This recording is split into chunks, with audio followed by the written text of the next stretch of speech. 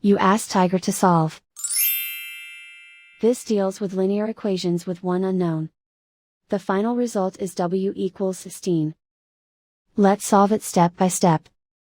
Group all constants on the right side of the equation.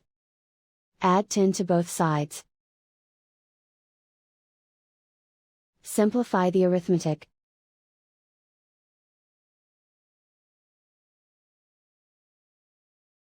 Isolate the w. Divide both sides by 3. Simplify the fraction. Find the greatest common factor of the numerator and denominator. Factor out and cancel the greatest common factor.